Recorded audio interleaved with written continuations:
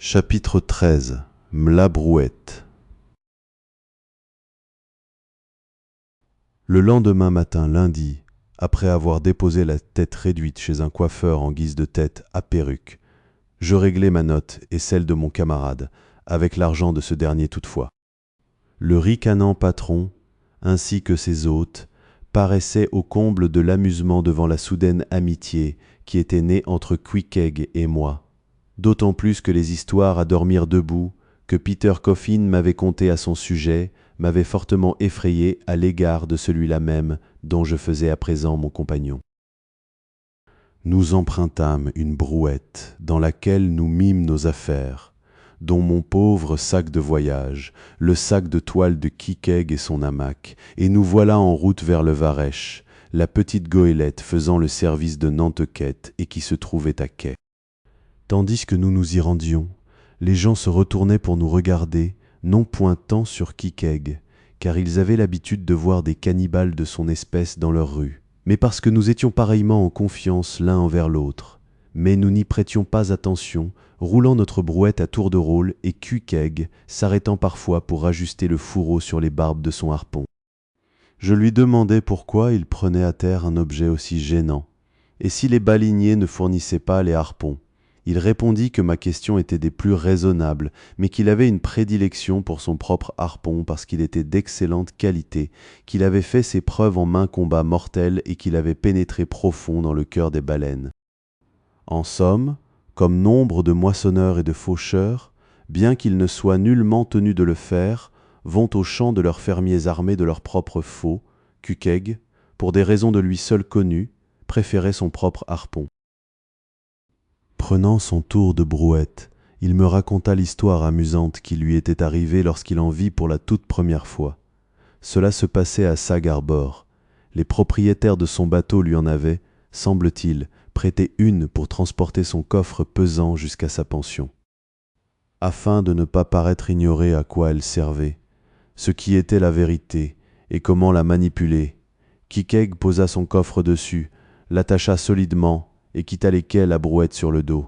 « Comment, Queequeg, dis-je, on pourrait croire que vous auriez eu un peu plus de bon sens. Les gens n'ont-ils pas ri ?» Cette question l'invita à me conter une autre histoire. Les habitants de son île de Rokovoko, lors des fêtes de mariage, versent le lait parfumé des jeunes noix de coco dans une vaste calebasse peinte semblable à un bol à punch, et celle-ci est toujours l'ornement central de la natte brodée sur laquelle le repas est servi. Or un grand navire marchand relâcha une fois à Rokovoko, et son commandant, d'après ce que je compris, c'était un gentilhomme très digne et très protocolaire, du moins pour un capitaine marin, fut invité aux fêtes données en l'honneur du mariage d'une sœur de Queequeg, une jeune et jolie princesse ayant de peu dépassé ses 10 ans d'âge. Eh bien, lorsque tous les hôtes furent réunis dans la hutte de bambou de la mariée, ce capitaine auquel était assignée la place d'honneur entra et s'installa devant le bol à punch entre le grand prêtre et sa majesté le roi, père de Queequeg.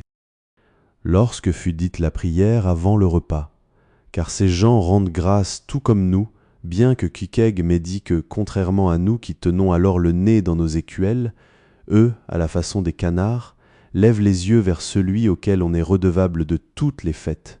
Je dis donc que, les prières terminées, le grand prêtre ouvrit le banquet par la cérémonie immémoriale de l'île, c'est-à-dire qu'il trempa ses doigts consacrés et consacrants dans le bol avant de faire circuler ce breuvage saint.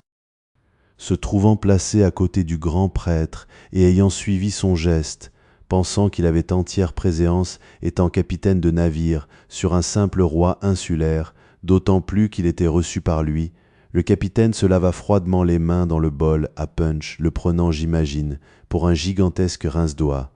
À présent, dit Queequeg, que pensez-vous? À votre idée? Nos gens ont-ils ri?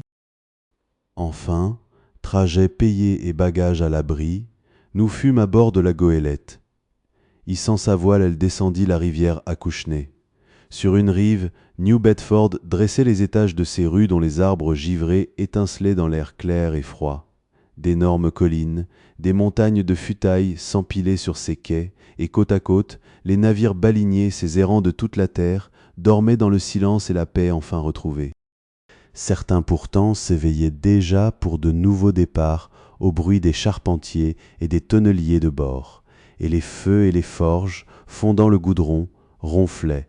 À peine un long et périlleux voyage a-t-il pris fin qu'un second se prépare. Ce second se termine-t-il que s'apprête le troisième, et ainsi de suite pour toujours et à jamais. Ainsi en va-t-il infiniment, intolérablement, de tout effort humain. À mesure qu'on gagnait le large, le vent vivifiant fraîchissait, le petit varech secouait l'écume vive de son étrave, à la façon dont s'ébroue une jeune pouliche. Ah, comme j'aspirais cette brise intraitable, comme je refusais de tout mon être ces routes de la terre, cette grande route commune marquée tout au long des empreintes laissées par des talons et des sabots d'esclaves, comme je me tournais vers la mer magnanime qui ne permet à rien de demeurer inscrit. Cuquègue paraissait tituber avec moi et boire à cette même fontaine écumante, ses narines sombres dilatées, ses lèvres retroussées sur des dents aiguës et polies. Loin, loin, nous volions, et comme nous avions pris le large, le Varech rendit hommage au vent, plongeant de l'étrave comme l'esclave devant le sultan. Penchés sur le côté nous filions. Chaque fil de carrette tintait comme un métal. Les deux grands mâts s'arquaient comme des bambous dans la tornade terrestre. Nous étions si envoûtés par tant de tournoiements, debout à ce beaupré plongeant, que de longtemps nous ne prîmes pas garde au coup d'œil railleur des passagers, une réunion de terriens semblait-il, qui s'étonnaient de voir deux hommes pareillement en accord, comme si un blanc était supérieur à un nègre passé à la chaux. Mais les rustres et les dadais qui étaient là étaient des fruits verts d'une verdeur si intense qu'elle semblait tirer du cœur même de toute verdure. Cuquègue surprit un de ces blancs-becs le singeant dans son dos. Je crus arriver la dernière heure du pecno. Lâchant son harpon, le sauvage musclé le prit dans ses bras, et avec une adresse et une force miraculeuses, il le projeta haut dans les airs, et à son solstice il lui donna sur le cul une tape légère. Le gars retomba sur ses pieds, les poumons sur le point d'éclater, cependant que Cuquègue, lui tournant le dos, alluma son calumet tomahawk et me le passa pour que j'en tire une bouffée. « Capiting, Capiting !» hurla le rustre en courant vers l'édit officier. Capiting, c'est le diable lui-même. Celui-ci, un éthique pilier de la mer, marcha sur Cuquègue en lui criant « Oh là, vous, monsieur, par tous les tonnerres, à quoi pensez-vous? Ignorez-vous que vous auriez pu tuer ce gaillard ?» « Il dit quoi ?» questionna Cuc en se tournant vers moi avec douceur. « Il dit, répondis-je, que vous avez failli tuer cet homme-là, et je désignai du doigt le blanc-bec encore tout tremblant. « Tuer !» s'étonna Cuquègue, son visage tatoué se convulsant dans une expression intraduisible de dédain. « Ah, lui être petit poisson, Cuquègue pas tuer si petit poisson, Cuquègue tuer grande baleine. »« Attendez un peu, rugit le capitaine, je vous tuerai, vous, espèce de cannibale, si vous jouez encore un de vos tours à bord, alors prenez garde. » Mais il se trouva que ce fut au capitaine à prendre garde de toute urgence. La formidable poussée imposée à la grand-voile avait fait sauter l'écoute du vent, et la baume énorme volant de droite et de gauche opérait un balayage complet à l'arrière du pont. Le pauvre diable que Cuquègue avait pareillement rudoyé fut expédié par-dessus bord. Tout le monde était gagné par la panique, et ce paraissait être une folie de tenter de se saisir de la baume pour l'immobiliser. Elle allait de gauche à droite et de droite à gauche, comme le balancier d'une pendule, et semblait à chaque instant sur le point de voler en éclats. On ne faisait donc rien et rien d'utile ne semblait pouvoir être fait. Ceux qui se trouvaient sur le pont s'étaient précipités à l'avant, et fixaient des yeux la baume, comme s'ils étaient devant la mâchoire inférieure d'un cachalot furieux. Dans la confusion générale, Cuquègue se jeta prestement à genoux, et rampant sous le va-et-vient de la baume, attrapa un filin au vol, en fixa une extrémité à la lisse, tandis qu'il jetait l'autre bout, en lasso, autour de la baume comme elle passait par-dessus sa tête. À la saccade suivante, l'espar se trouva ainsi emprisonné, et tout rentra dans l'ordre. La goélette était montée au vent, et cependant que l'équipage détachait le canot de l'arrière, Cuquègue, nu jusqu'à la ceinture, bandé comme un arc, sauta à l'eau. Pendant 3 minutes ou davantage, il nagea à la façon d'un chien, lançant tout droit devant lui, ses longs bras, ses épaules musclées, émergeant tour à tour de l'écume glacée. Je regardais ce superbe et glorieux personnage, mais ne voyais personne qui dût être sauvé. Le blanc-bec avait coulé, se dressant sur l'eau. Queequeg jeta un regard circulaire autour de lui, et paraissant avoir vu de quoi il retournait, plongea et disparut. Quelques instants plus tard, il réapparaissait, nageant d'un bras, tirant de l'autre une forme sans vie. Le canot les eut bientôt recueillis. Le pauvre blanc-bec fut ranimé. L'équipage déclara à l'unanimité que Queequeg était un noble cœur. Le capitaine implora son pardon. Dès ce moment, je m'attachai à Queequeg comme une bernacle. Oui, jusqu'à ce que ce pauvre Queequeg eût fait son dernier grand plongeon. Vit-on jamais pareille modestie ? Il n'avait pas l'impression qu'il méritait si peu que ce soit une médaille décernée par les sociétés humanitaires et de bienfaisance. Il demanda seulement de l'eau douce, de quoi se rincer de la saumure. Cela fait, il mit des vêtements secs, alluma sa pipe et appuyait à la rambarde, et regardant avec douceur ceux qui étaient autour de lui, il semblait se dire « Ce monde est un capital social où le secours mutuel est nécessaire sous tous les méridiens. Nous autres, cannibales, devons aider ces chrétiens. » Chapitre 14 Nantucket. Le reste de la traversée se passa sans incident, de sorte qu'après un excellent voyage, nous arrivâmes sains et saufs à Nantucket. Nantucket. Sortez votre carte et regardez-la. Regardez quel vrai coin du monde elle occupe. Comme elle se tient là, au large, plus solitaire que le phare d'Ettystone. Regardez-la, un simple tertre, un bras de sable tout en plage, sans toile de fond. Il y a là plus de sable que le monde n'en utiliserait, 20 ans durant, en guise de buvard. Les plaisantins vous diront qu'ils doivent y semer la mauvaise herbe qui n'y pousse pas toute seule, qu'ils importent les chardons du Canada, qu'ils doivent faire venir d'outre-mer un fosset pour boucher un trou dans un baril d'huile, et que tout bout de bois est solennellement porté à travers Nantucket, comme à Rome les morceaux de la vraie croix. Pour se procurer un peu d'ombre en été, les habitants plantent des faux agarics dans leur jardin. Un brin d'herbe est une oasis. 3 brins d'herbe découverts au cours d'une journée de promenade sont une prairie. Ils y portent des chaussures pour les sables mouvants, assez semblables à celles que mettent les lapons sur la neige. Ils y sont si bien enfermés, ceinturés, séquestrés de toutes manières, entourés. L'océan en fait si bien une île que des grappes de coquillages adhèrent parfois jusqu'à leurs chaises et leurs tables comme aux carapaces de tortues de mer. Toutes ces divagations signifient seulement que Nantucket n'est pas l'Illinois. Considérez à présent l'étonnante légende racontant comment les Peaux-Rouges vinrent à s'établir sur l'île. Ainsi va l'histoire. Au temps jadis, un aigle s'abattit sur la côte de la Nouvelle-Angleterre et enleva dans ses serres un petit enfant indien. En se lamentant bien haut, les parents virent leur enfant emporté hors de vue au-dessus de la vaste mer. Ils décidèrent de suivre cette direction à sa recherche. Ayant mis à l'eau leur pirogue, ils accomplirent une traversée périlleuse, découvrirent enfin l'île et y trouvèrent, coffret d'ivoire vide, le squelette du pauvre petit Indien. Quoi d'étonnant dès lors à ce que ces Nantuckais nés sur la grève prennent la mer pour gagner leur vie. Ils commencèrent par chercher dans le sable des crabes et des vénus. S'enhardissant, ils pataugèrent avec des filets pour prendre les maquereaux. Leur expérience croissant, ils s'éloignèrent en bateau pour pêcher la morue. Enfin, ils lancèrent une flotte de grands navires sur l'océan afin d'explorer l'univers liquide. Ils le cernèrent d'incessantes circumnavigations, jetèrent un coup d'œil dans le détroit de Bering, et en toute saison et sur toutes les mers, déclarèrent une guerre éternelle à l'être le plus puissant qui ait survécu au déluge, au plus monstrueux, au plus montagneux. À cet Himalaya, à ce mastodonte salé, de mauvais augure et dont la force brute rend ses paniques plus redoutables que la téméraire malveillance de son assaut.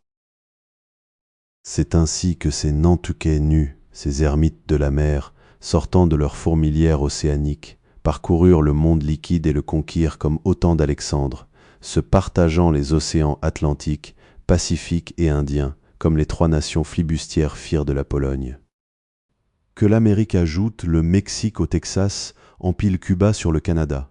Que les Anglais essaiment dans toute l'Inde et plantent leurs drapeaux resplendissant sur le soleil même, il n'en reste pas moins que les 2 tiers du monde à qu'eux sont au Nantuquet. Car la mer est à eux, elle leur appartient comme un empire à son empereur, les autres marins n'y ont qu'un droit de transit. Les navires marchands ne sont qu'un prolongement des ponts.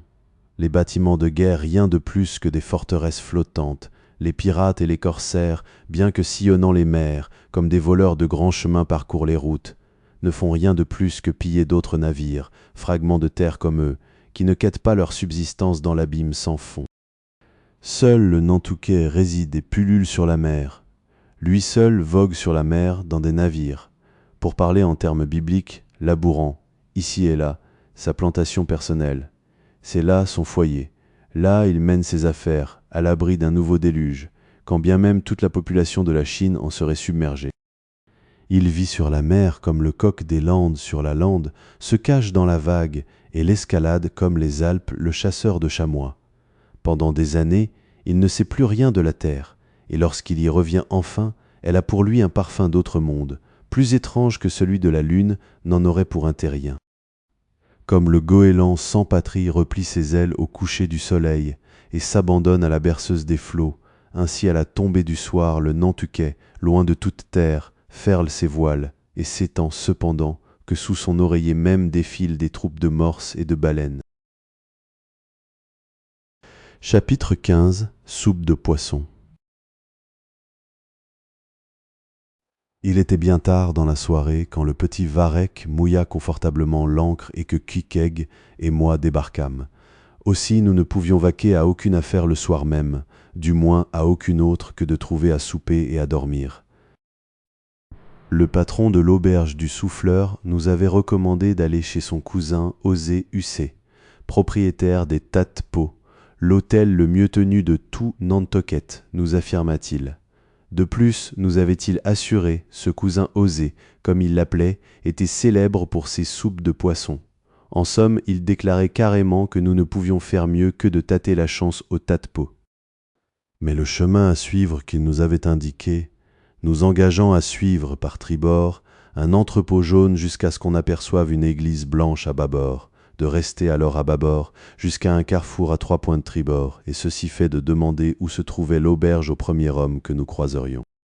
Ces indications retorses nous déconcertèrent d'abord grandement, d'autant plus que Kikeg soutenait que l'entrepôt jaune, notre point de départ, devait se trouver à bâbord, tandis que j'avais compris que Peter Coffin parlait de tribord. Toutefois, à force de louvoyer dans l'obscurité et de frapper aux portes de paisibles habitants pour demander notre chemin, nous arrivâmes enfin à quelque chose ne permettant aucune méprise. 2 énormes chaudières de bois, peintes en noir, étaient suspendues par leurs oreilles d'âne de part et d'autre des élongis d'un vieux mât de hune fiché en terre devant un antique portail. Scié d'un côté, il donnait à ce vieux mât l'allure d'un gibet. Peut-être étais-je, à ce moment-là, rendu trop vulnérable à certaines impressions, mais je ne pus m'empêcher de contempler cette potence avec de sombres pressentiments. J'attrapai le torticolis à lever la tête vers ses 2 cornes restantes. Oui, 2, l'une pour Kukeg, l'autre pour moi. C'est un mauvais présage, me dis-je. En arrivant dans le premier port baleinier, je trouvai un aubergiste du nom de Coffin, puis le regard, posé sur moi, des plaques funéraires dans la chapelle, ici enfin un gibet et une paire de prodigieuses chaudières noires par-dessus le marché. Serait-ce une allusion insidieuse à Tophet ?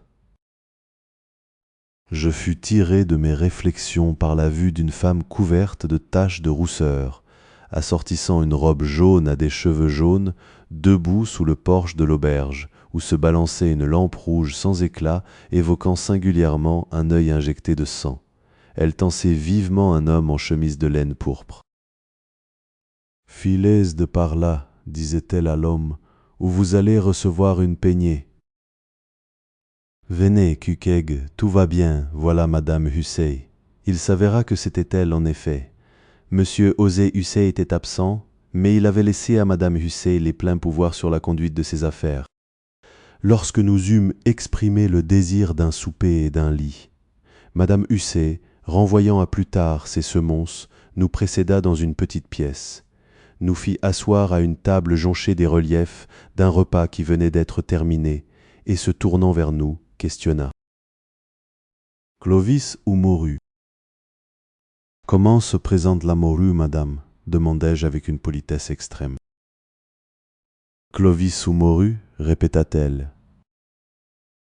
Des Clovis pour le souper? Une froide Clovis. Est-ce bien là ce que vous voulez dire, madame Hussey? C'est une coquille plutôt humide et glaciale où se retirer en hiver, ne trouvez-vous pas, madame Hussey? Mais impatiente de poursuivre ces criailleries attendues sous le porche par l'homme en chemise rouge et n'ayant paru saisir que le mot Clovis, madame Hussey se précipita vers une porte donnant sur la cuisine et brailla. Deux Clovis, deux, et disparut. Cuikeg, dis-je, pensez-vous que nous pouvons souper à deux sur une Clovis? Pourtant, le parfum appétissant de la chaude vapeur qui s'échappait de la cuisine infligeait un démenti à un programme apparemment peu réjouissant. Lorsque la soupe fumante apparut, la clé du mystère nous fut délicieusement donnée. Ah, mes bons amis, écoutez bien. De petites Clovis juteuses, à peine plus grosses qu'une noisette, mélangées à des biscuits de mer émiettés et à du porc salé finement émincé, composaient cette soupe enrichie de beurre et généreusement assaisonnée de sel et de poivre. Un voyage hivernal nous avait aiguisé l'appétit. Cuikeg se trouvait devant son plat favori, la soupe était une réussite parfaite, aussi lûmes-nous expédiée promptement. Je m'appuyai au dossier de ma chaise et songeant à la proposition de madame Hussey, Clovis ou morue, j'envisageais de tenter une petite expérience. Me dirigeant vers la porte de la cuisine, je prononçai le mot. Mourus avec grandiloquence et regagnai mon siège. Au bout d'un instant, la vapeur appétissante renaissait, apportant un parfum différent, et en temps voulu, on nous servit une magnifique soupe à la morue.